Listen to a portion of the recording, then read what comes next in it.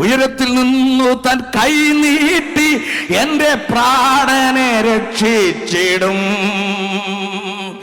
അനർത്ഥ ദിവസങ്ങൾ വന്നിടിലും എന്റെ ദൈവം തുണയായി വരും.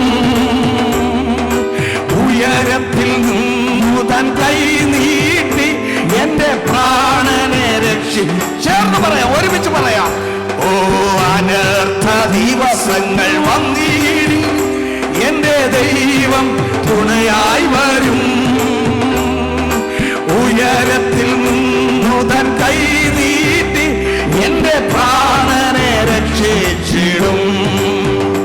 എന്റെ പ്രാണയായ ദൈവം, എന്റെ പരിചയായ ദൈവം, എന്റെ രക്ഷയായ ദൈവം, എന്റെ സ്നേഹമായ ദൈവം.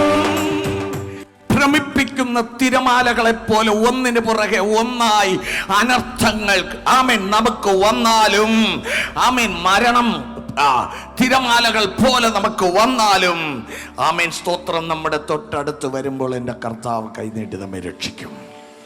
വിട്ടുകൊടുക്കയില്ല. എത്ര പേർ വിശ്വസിക്കുന്നു? വിട്ടുകൊടുക്കയില്ല.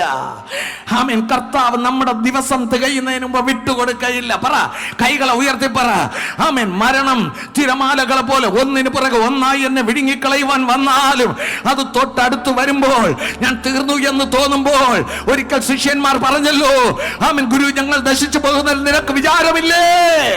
അപ്പോൾ കർത്താവ് എഴുന്നേറ്റ് കാറ്റിനെയും കടലിനെയും ശാസിച്ചിട്ട് രക്ഷിച്ചതുപോലെ ഒരിക്കൽ പത്രോസ് വെള്ളത്തിന്മീതെ നടക്കുമ്പോൾ പാദങ്ങൾ ആഴത്തിൽ താഴുന്നു പ്രിയനേ എന്ന് വിളിച്ചപ്പോൾ കൈ നീട്ടി അവനെ കരയ്ക്ക് കയറ്റിയതുപോലെ മരണം ഒന്നിന് പുറകെ ഒന്നായി തിരമാലകളെ പോലെ അടിച്ച് നിന്നെ താഴ്ത്തിക്കളയുവാൻ വരുമ്പോൾ നീ ഒരു നിലവിളി വിളിച്ചാൽ മതി.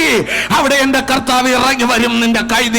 തന്റെ കൈ നീട്ടി നിന്റെ പ്രാണനെ രക്ഷിക്കും.